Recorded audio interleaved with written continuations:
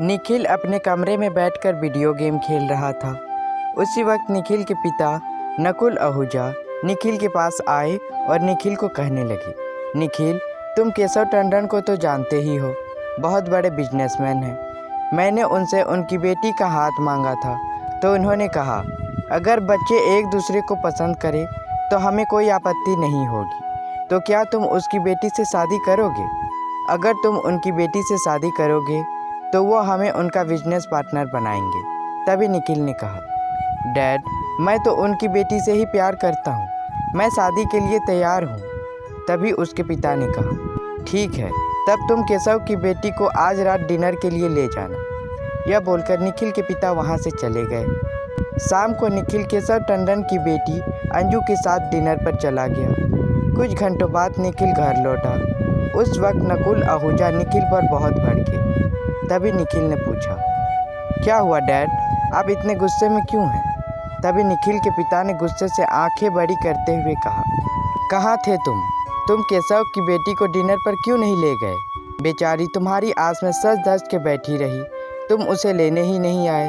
तभी निखिल ने कहा, डैड, मैं तो गया था अंजू के साथ डिनर पे। उसके पिता ने कहा, अरे मूर्ख, अंजू तो उसकी छोटी बेटी है, तुम्हें उनकी बड़ी बेटी मंजू के साथ डिनर पर जाना था।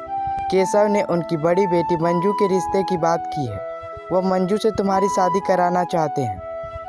अपने पिता की बात सुनकर निखिल मुरझा सा गया और उसने कहा, डैड, मैं तो अंजू से प्यार करता हूँ, मैं मंजू से शादी नहीं कर सकता। तभी उसके डैड ने गुस्से से कहा, वह सब मैं कुछ नहीं जानता, मैं अपने बिजनेस को नीचे नहीं गिरने दे सकता। केशव ही वह एक ऐसा है जो हमारे बिजनेस को बचा सकता है, तुम्हें मंजू से शादी करनी ही होगी।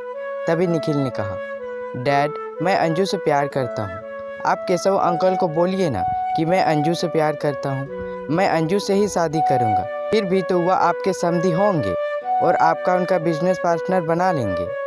तभी उसके पिता ने कहा, तुम्हारी अकल घास चरने गई है, बड़ी को छोड़कर वह छोटी बेटी की शादी क्यों कराएंगे? मैं अभी उन्हें कह देता हूँ कि तुम शादी के लिए मान गए हो। तभी निखिल ने उसके पिता को रोक लिया और कहा, डैड, मैं मंजू से शादी नहीं कर सकता। अगर मंजू की किसी और से शादी हो जाए तो क्या वे अंजू का रिश्ता हमें देंगे? तभी उसके पिता ने गुस्से से कहा, ये तू क्या बकवास कर रहा है? तुम अच्छे से जानते हो कि इतना बड़ा आदमी मुझ जैसे मामूली से बिजनेसमैन के घर रिश्ता क्यों जोड़ रहा है। अगर मंजू सांवली ना होती तो वह हमें पूछते भी नहीं, रंग रूप में क्या रखा है, कर लेना शादी। उस वक्त निखिल ने गुस्से से कहा, नहीं, मैं ये शादी नहीं करूँगा। तभी उसके पिता ने अलमारी की डोर से बंदूक निकाला और अपने माथे पर बंदूक रखते हुए कहने लगा, या तो आज तू रहेगा या फिर मैं। हाँ कर दे, वरना मैं अपने आप को गोली मार लूँगा।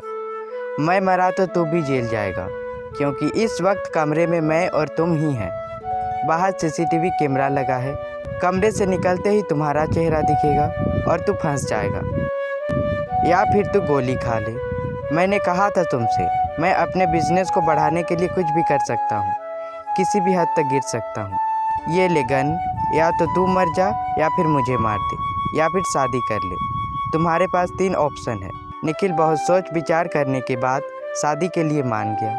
निखिल अपने कमरे में जाकर ज़ोर ज़ोर से रोने लगा।